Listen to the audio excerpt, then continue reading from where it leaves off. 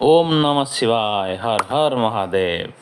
आज आम पहुँचलु बारटा ज्योतिर्लिंग मध्य अन्यतम श्री मल्लिकार्जुन ज्योतिर्लिंग दर्शन पाई। यह एकमात्र ज्योतिर्लिंग जहाँ सह एक शक्तिपीठ अवस्थित अटे। ସେହି ଶକ୍ତିପୀଠରେ ଦେବୀ ବ୍ରହ୍ମରମ୍ଭା ଦେବୀ ଭାବରେ ପୂଜିତା ହୁଅନ୍ତି। ସକାଳ 7ଟାରେ ରେଡ଼ି ହୋଇ ଖାଦ୍ୟର ସନ୍ଧାନରେ ବାହାରିଗଲୁ। ଖାଇସାରି ପହଞ୍ଚିଗଲୁ ଆମେ ମାର୍କାପୁର ବସ୍ ଷ୍ଟାଣ୍ଡରେ। ଶ୍ରୀସାଇଲମକୁ ଆମର ବସ୍ ସକାଳ 8:30ରେ ଥିଲା। 3 ଘଣ୍ଟାର ଯାତ୍ରା ପରେ ଆମ ବସ୍ ଶ୍ରୀସାଇଲମରେ ପହଞ୍ଚିଲା। ଜ୍ୟୋତିର୍ଲିଙ୍ଗ ଏବଂ ଶକ୍ତିପୀଠ ଦର୍ଶନରେ ପ୍ରାୟତଃ 2 ଘଣ୍ଟା ସମୟ ଲାଗିଗଲା। ଜାଗା ଜାଗାରେ ଜଳପ୍ରସାଦର ବ୍ୟବସ୍ଥା ମଧ୍ୟ କରାଯାଇଅଛି। ତାପରେ ଆମେ ପାହାଡ଼ ତଳେ ଥିବା ପାତାଳଗଙ୍ଗା ବାହାରିଲୁ। ଏଠାରେ ମାନସିକ କରି ଚୁଟି କଟାଯାଏ। ମୁଖ୍ୟତଃ ଦର୍ଶନାର୍ଥୀମାନେ ପାତାଳଗଙ୍ଗାରେ ସ୍ନାନ କରି ମଲ୍ଲିକାର୍ଜୁନ ଜ୍ୟୋତିର୍ଲିଙ୍ଗ ଦର୍ଶନ କରିବାକୁ ଯାଆନ୍ତି। ପାତାଳଗଙ୍ଗା ଯିବା ପାଇଁ 2ଟି ରାସ୍ତା ଅଛି, ପାହାଚ ଏବଂ ରୋପୱେ। ଆମେ ପାହାଚ ମାଧ୍ୟମରେ ମଲ୍ଲିକାର୍ଜୁନ ଘାଟ ପହଞ୍ଚିବା ବେଳକୁ ଅବସ୍ଥା ଖରାପ। ସେଠାରେ ଜଳ ଛିଞ୍ଚି ହୋଇ ବ୍ରହ୍ମରମ୍ଭା ଘାଟ ଆଡ଼କୁ ଗଲୁ, ଯେଉଁପଟେ ରୋପୱେର ସୁବିଧା ଅଛି।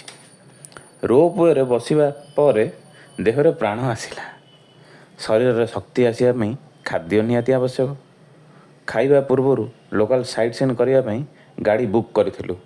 ଏସି ଗାଡ଼ିରେ ବସି ରବାବୁ ଟିକେ ରିଲାକ୍ସ ହେଲେ। ପ୍ରଥମେ ମଲ୍ଲମା କନିକା ମନ୍ଦିର ଦର୍ଶନ, ଦ୍ୱିତୀୟରେ ଛତ୍ରପତି ଶିବାଜୀ ସ୍ପିରିଟ୍ ସେଣ୍ଟର।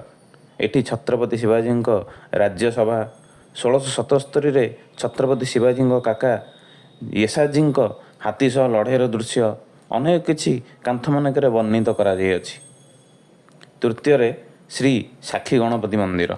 କିମ୍ବଦନ୍ତୀ ଅନୁସାରେ ଗଣପତି କୈଳାସରେ ଭଗବାନ ଶିବଙ୍କୁ ଶ୍ରୀସାଇଲମ ଦର୍ଶନ କରିଥିବା ପ୍ରତ୍ୟେକ ଭକ୍ତଙ୍କର ସାକ୍ଷୀ ଦେଇଥାନ୍ତି। ସେଥିପାଇଁ ତାଙ୍କୁ ସାକ୍ଷୀ ଗଣପତି କୁହାଯାଏ।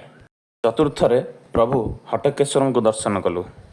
ପଞ୍ଚମରେ ମୌଲୀଶ୍ୱର ଶଙ୍କର ମନ୍ଦିର ଏବଂ ତାଙ୍କ ପାଖରେ ଥିବା ପାଳଧାରା ପଞ୍ଚଧାରା ନାମକ ଛୋଟ ୱାଟରଫଲ୍ ଦେଖିଲୁ, ଯାହାକୁ ଦେଖିବା ପାଇଁ 160 ଷ୍ଟେପ୍ ପାହାଚ ତଳକୁ ଯିବାକୁ ପଡ଼ିଲା।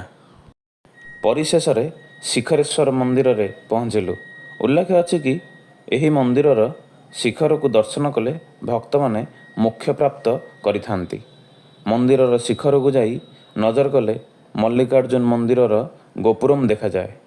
ଶେଷରେ ଶ୍ରୀସାଇଲମକୁ ବିଦାୟ ଦେଇ ମାର୍କାପୁର ରୋଡ଼ ରେଲୱେ ଷ୍ଟେସନରେ ପହଞ୍ଚିଲୁ। କାରଣ ଆମର 6:40ରେ ଟ୍ରେନ୍ ଥିଲା ନେକ୍ସଟ ଡେଷ୍ଟିନେସନ୍ ତିରୁପତିକୁ। ଆସନ୍ତା ଭିଡ଼ିଓରେ ଆମେ ଦେଖା ହେବା ତିରୁପତିରେ।